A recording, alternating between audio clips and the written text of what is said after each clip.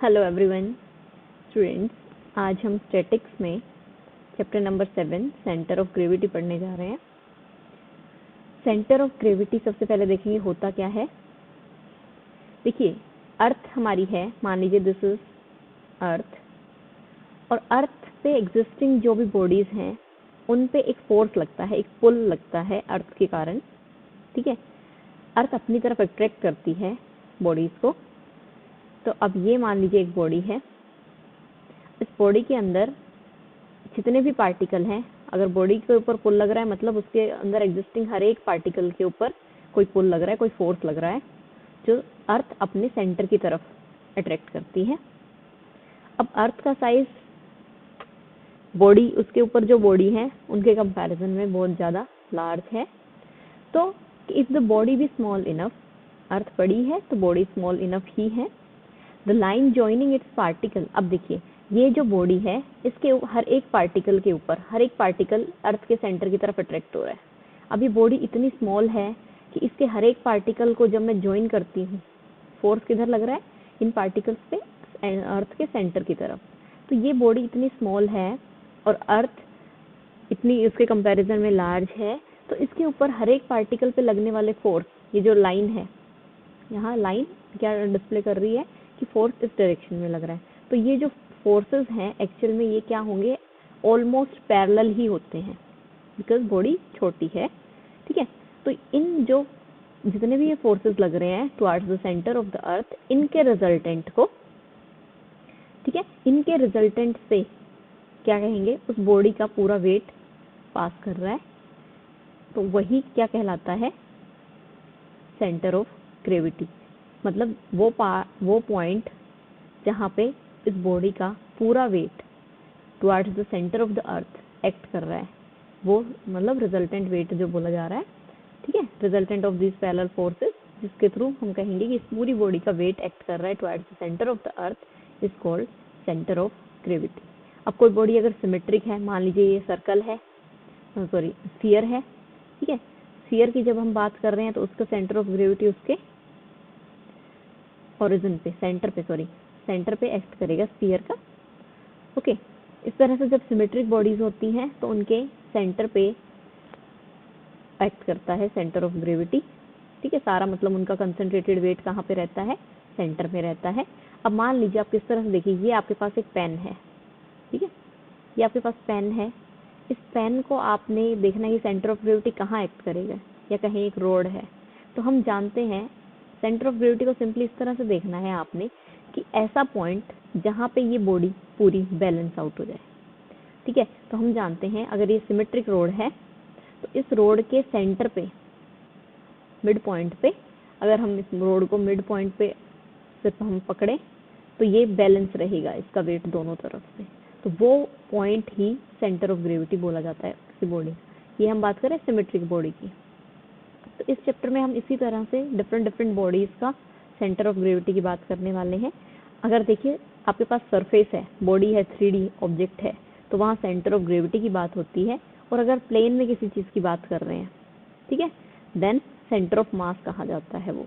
Okay, और one thing is, centre of gravity को ही सीजी से लिख रहे हैं, need not lie in the body itself. There are bodies जहाँ पे सेंटर ऑफ ग्रेविटी उनका उस बॉडी के अंदर भी लाई नहीं कर रहा होगा।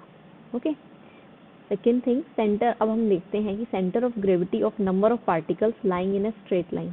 एक स्ट्रेट लाइन के अंदर नंबर ऑफ पार्टिकल्स हैं, ठीक है, उनका सेंटर ऑफ ग्रेविटी किस तरह से आएगा ये हम देखते हैं। मान लीजिए ये एक पॉइंट, ये लाइन है, this is A O fix point, और आपके पास एक पार्टिकल यहाँ पे रखा हुआ है। ठीक है, पार्टिकल का मास m1 है और वेट होगा, वेट किस तरह से होता है, m1 इंटू सेंटर ऑफ जी से मल्टीप्लाई कर देते हैं, तो m1g ये आपका वेट हो गया, से w1। इसी तरह मान लीजिए ये दूसरा पार्टिकल है of mass m2, wait m2g, wait को w2 से रिप्रेजेंट कर दिया। ये w3 कोई पार्टिकल है जिसका वेट है w3, मतलब m3g। इस तरह से आप हमारे पास ये एक पार्टिकल है mng जिसका वेट है। ठीक है, ये पार्टिकल्स, अब देखिए किसी फिक्स पॉइंट से इनका डिस्टेंस, फर्स्ट पार्टिकल का डिस्टेंस है फ्रॉम O से x1, सेकेंड पार्टिकल का डिस्टेंस है फ्रॉम दैट फिक्स पॉइंट है x2, थर्ड पार्टिकल का डिस्टेंस है x3, इसी तरह nth पार्टिकल का distance from this fix point हो xn, ठीक है। Then the centre of gravity इस पूरे सिस्टम का, ये या कहें ये जो आप जितने भी पार्टिकल्स रखे हुए थे इस पूरी लाइन के ऊपर, ठीक है, स्ट्रेट लाइन में, उस तो ये पूरा सिस्टम इसे बोल रहे हैं हम, इसका सेंटर ऑफ ग्रेविटी है, मान लीजिए हम रिप्रेजेंट कर रहे हैं x बार से, ठीक है। तो वो हो जाएगा m1g into x1 plus m2g into x2, इसी तरह से mn g xn divided by their sum of their weights, m1g m2g plus mn g। Clear है? यहाँ पे g कॉमन आ सकता है, तो इसी चीज़ को हम किस तरह से लिख सकते हैं, g कॉमन आ गया summation mi x i is from 1 to n, likewise g बाहर आ गया, i is from 1 to n, okay this is small m i। Clear? तो सेंटर ऑफ ग्रेविटी, कोई पार्टिकल रखे हैं जो कि स्ट्रेट लाइन में है, देन उनका सेंटर ऑफ ग्रेविटी आएगा एम आई समीशन एम आई एक्स आई अपॉन में समीशन एम आई।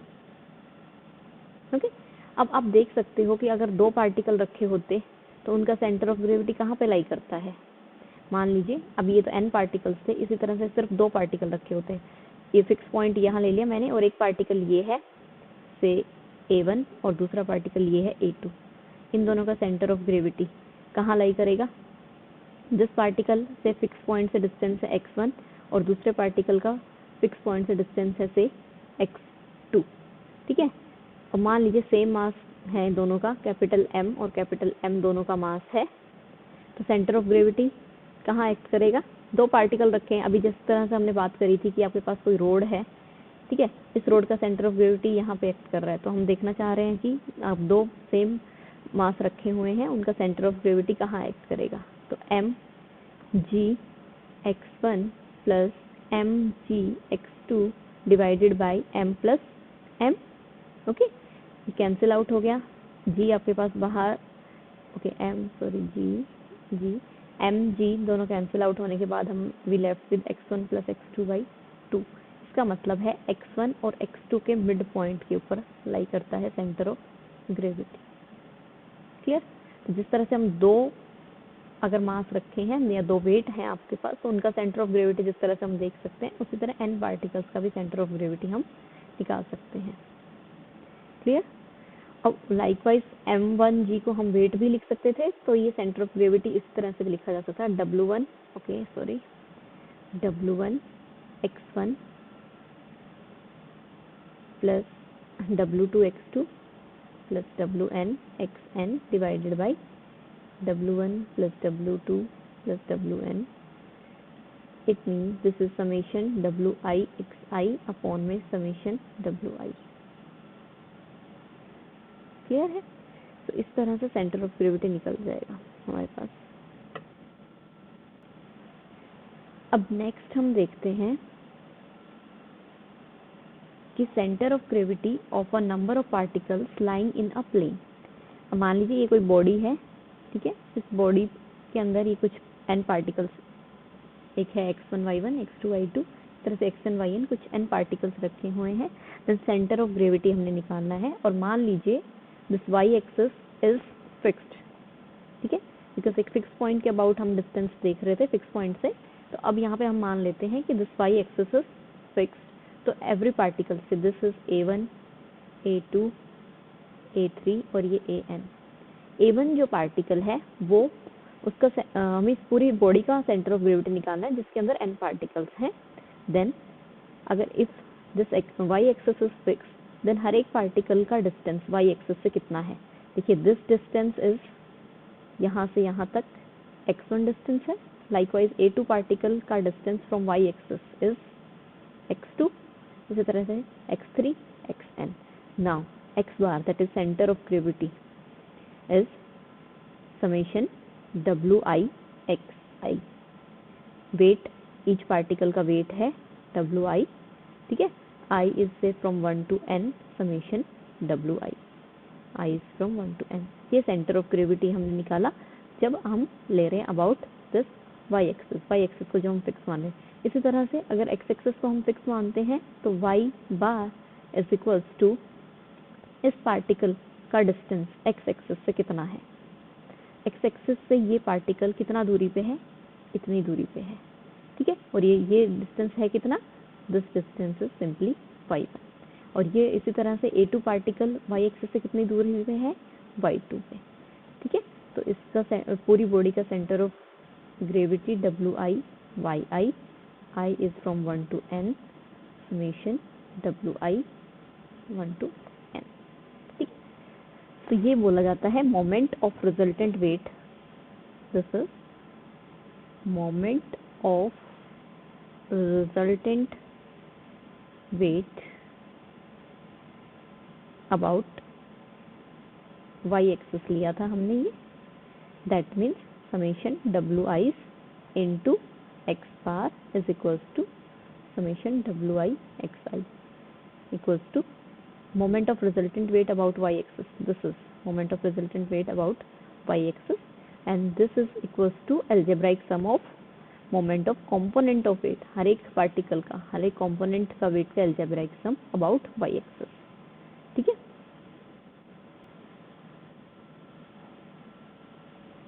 ये हो गया हमारे पास algebraic sum of moment of weight of each particle about x axis. Now next देखिए centre of gravity of a uniform rod. अब इसका हम देख चुके हैं सेंटर ऑफ ग्रेविटी कहाँ एक्ट करता है, तो एक बार और हम देख लेते हैं। मान लीजिए ये रॉड है A B, ठीक है, और इसका मिड पॉइंट है यहाँ पे, नाम देते हैं से G। अब देखिए इस G से सम मान लीजिए कुछ भी डिस्टेंस पे एक पार्टिकल है हमारे पास, और लाइकवाइज क्योंकि ये इसका मिड पॉइंट है रोड का, अगर लेफ्ट साइड में एक पार्टिकल एट सम डिस्टेंस, मान लीजिए x डिस्टेंस पे एक पार्टिकल Q अगर एग्जिस्ट करता है, तो सिमिलरली राइट साइड पे भी एक पार्टिकल एग्जिस्ट करेगा, और मान लीजिए इसका नाम है P। नाउ P और Q दो पार्टिकल हैं जो G से इक्वल डिस्टेंस पे है, या कहीं G उनका मिड पॉइंट है, तो उसका सेंटर ऑफ ग्रेविटी हमने देखा था कहाँ एक्ट करता है, मिड पॉइंट के ऊपर, ठीक है। मान लीजिए किसी फिक्स्ड पॉइंट से कोई O पॉइंट है जिससे फिक्स्ड Q का डिस्टेंस है x1, P का डिस्टेंस है x2, देन उनका centre of gravity x1 + x2/2 उनके मिड पॉइंट के ऊपर एक्ट करता है, अभी हमने देखा था। तो लाइकवाइज कोई और पार्टिकल है, मान लीजिए Q1 पार्टिकल है और इधर एक P1 पार्टिकल है, उन दोनों का मिड पॉइंट, उनको दोनों का सेंटर ऑफ ग्रेविटी भी मिड पॉइंट के ऊपर एक्ट करेगा। तो इसी तरह से पूरी बॉडी के जो पार्टिकल्स हैं उनका सेंटर ऑफ ग्रेविटी G पे एक्ट कर रहा है, तो हम बोल सकते हैं पूरी रोड का जो सेंटर ऑफ ग्रेविटी है वो मिड पॉइंट पे एक्ट करेगा, ठीक है। और आपने ये बात ध्यान रखनी है कि कोई भी यूनिफॉर्म रोड है, हर मतलब पूरी रोड एक ही जैसी है और सिमेट्री है इस रोड के अंदर, तो सेंटर ऑफ ग्रेविटी उनके मिड पॉइंट पे एक्ट करता है। Centre of gravity of thin uniform lamina in the form of parallelogram की फॉर्म में एक हमारे पास ये फिगर है, ठीक है। इसका सेंटर ऑफ ग्रेविटी अब हमने देखना है। तो मान लीजिए कि AB, BC, CD और DA जो साइड है उनके मिड पॉइंट हैं P, Q, R, S, ठीक है।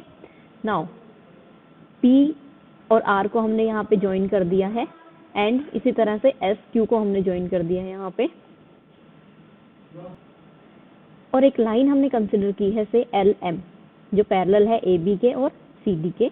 नाउ LM एक लाइन है, या कहीं जिस तरह से रोड का हमने देखा था, हमें पता है इसका सेंटर ऑफ LM जो एक रोड है या लाइन है उसका सेंटर ऑफ ग्रेविटी उसके मिड पॉइंट पे एक्ट करता है, और मिड पॉइंट इसका है G1। ऑब्वियसली G1 लाई करेगा PR के ऊपर, बिकॉज PR क्या लाइन आई है, DC और AB के मिड पॉइंट को ज्वाइन करने से ही हमें मिली है, तो इसके बीच में G1 हमें मिल गया मिड पॉइंट। इसी तरह से अगर हम कोई और लाइन लेते हैं से L1 M1, देन उसका मिड पॉइंट भी कहाँ पे, इस PR लाइन के ऊपर ही, मान लीजिए G2 उसका मिड पॉइंट है वो PR के ऊपर ही लाई करेगा। इसी तरह से कोई और अगर लाइन लेते हैं which is parallel to AB या कहीं CD के L3 M3, उसका सेंटर ऑफ ग्रेविटी भी कहाँ लाई करेगा, PR के ऊपर ही लाई करेगा, ठीक है। तो इनके सबके centre of gravity P R line के ऊपर, जो भी लाइन हम ए बी के पैरेलल ले रहे हैं, ठीक है, उन सब का centre of gravity P R line के ऊपर लाई कर रहे हैं। सिमिलरली अगर हम अब यहाँ पे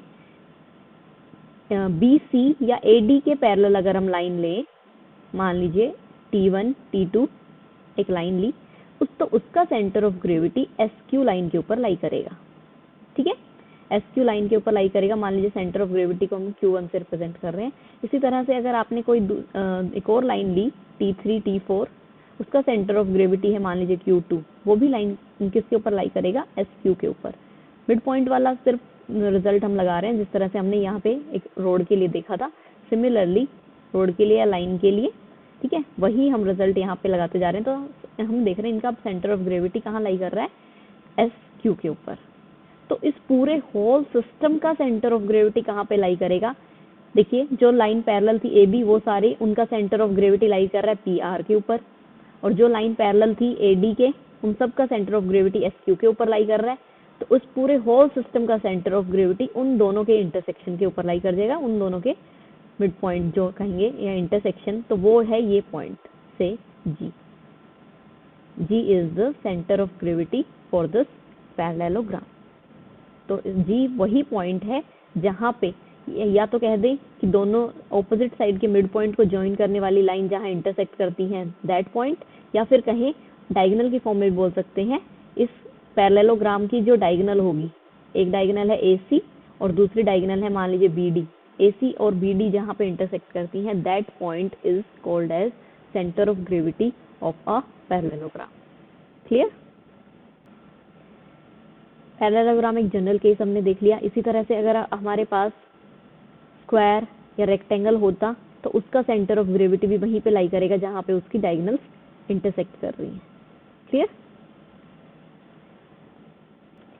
नेक्स्ट हम देखते हैं centre of gravity of a thin uniform triangular lamina. एक ट्रायंगुलर लैमिना है हमारे पास ए बी सी, ठीक है। नाउ इसका सेंटर ऑफ ग्रेविटी देखने के लिए किसी भी एक साइड के, either B C, A C, A B, पहले एक साइड के पैरेलल हम एक स्ट्रिप कंसिडर कर लेते हैं, और मान लीजिए दैट स्ट्रिप इज से दिस स्ट्रिप पी क्यू, ठीक है। रोड की तरह आपने देखना है या स्ट्रेट लाइन की तरह आपने देखना है, एक आपने स्ट्रिप कंसिडर कर ली ना, उस स्ट्रिप का जो सेंटर ऑफ ग्रेविटी है वो उसके मिड पॉइंट पे एक्ट करेगा, ठीक है, जिस तरह से अभी देखा था। उसका मिड पॉइंट है से G1। पी क्यू कोई स्ट्रिप है जो पैरेलल है बी सी के, उसका सेंटर ऑफ ग्रेविटी उसके मिड पॉइंट पे एक्ट करता है, दैट इज G1, ठीक है। इस तरह से अगर कोई और स्ट्रिप आप कंसिडर करोगे, मान लीजिए यहाँ पे आपने कोई और स्ट्रिप कंसिडर की है P1 Q1, उसका सेंटर ऑफ ग्रेविटी भी कहाँ लाई करेगा, मिड पॉइंट पे G2 पे, और वो मिड पॉइंट, सारे मिड पॉइंट्स को ज्वाइन करने वाली लाइन है AD, मीडियन भी बोली जाती है, ठीक है। तो इसका मतलब है अगर आप BC साइड के पैरेलल साइड्स लेते हैं, ठीक है, स्ट्रेट लाइन्स या स्ट्रिप्स कंसिडर करते हैं, तो उनका मिड पॉइंट AD के ऊपर लाई करेगा। क्लियर? इसी तरह से अब सेकंड आप AC साइड के पैरेलल कोई स्ट्रिप कंसिडर करते हैं, मान लीजिए ये आपने स्ट्रिप कंसिडर की AC के पैरेलल है, ठीक है, AC के पैरेलल है, तो इसके सेंटर ऑफ ग्रेविटी इसके मिड पॉइंट पे लाई करेगा, और उन सारे मिड पॉइंट से पास होने वाली लाइन उस मीडियन होती है, तो वो मीडियन क्या हो जाएगी, BE, ठीक है। देखिए AC साइड के पैरेलल अगर आप सारी स्ट्रिप्स कंसिडर करते हैं, तो उन सबका सेंटर ऑफ ग्रेविटी BE पे लाई करता है। BC के पैरेलल स्ट्रिप्स कंसिडर करते हैं, तो उनका सेंटर ऑफ ग्रेविटी AD के ऊपर लाई करता है। इसी तरह से AB के अगर पैरेलल आप स्ट्रिप्स कंसिडर करोगे, तो उनका सेंटर ऑफ ग्रेविटी ऑब्वियसली उस मीडियन से पास करेगा, जो AB साइड को मिड पॉइंट पे, मीडियन वही होती है जो C एंगल से हम यहाँ पे जब लाइन ड्रॉ करेंगे और वो AB साइड को मिड पॉइंट में दो पार्ट्स में, इक्वल पार्ट्स में डिवाइड कर देती है, दैट इज मीडियन, ठीक है। तो अब इस पूरे सिस्टम का सेंटर ऑफ ग्रेविटी कहाँ पे लाई करेगा, जहाँ पे ये सारी मीडियंस इंटरसेक्ट करती होंगी, और मान लीजिए ये सारी मीडियंस इस G पॉइंट के ऊपर इंटरसेक्ट करती हैं, तो इस पूरे ट्राइंगल का सेंटर ऑफ ग्रेविटी लाई करेगा एट पॉइंट G। नेक्स्ट हमारे पास आर्टिकल है 7.7, The center of gravity of a triangle coincides with the center of gravity of the particles of equal masses placed.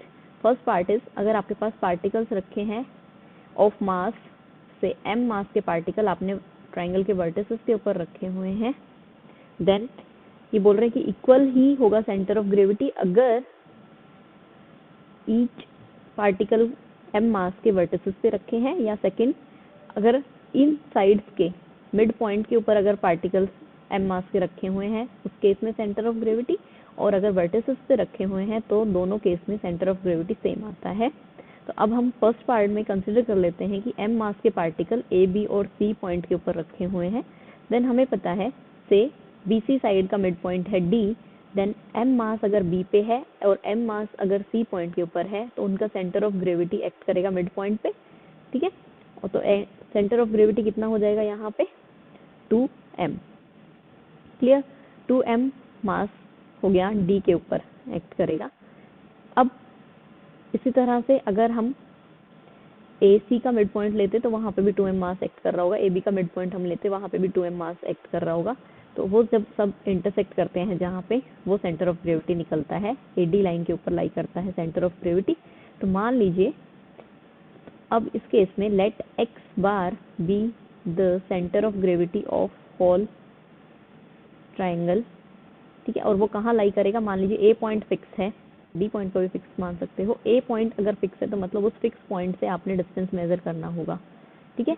Now x bar is equals to A point के ऊपर जो mass है that is weight m into distance, A point से ही क्योंकि ले रहे हैं तो उसका डिस्टेंस अपने आप से 0 प्लस 2m दूसरा मास है जो दैट इज 2m। वो डिस्टेंस कितने डिस्टेंस से है, A पॉइंट से AD डिस्टेंस पे है, एंड नीचे m प्लस 2m मासेस का सम यहाँ पे।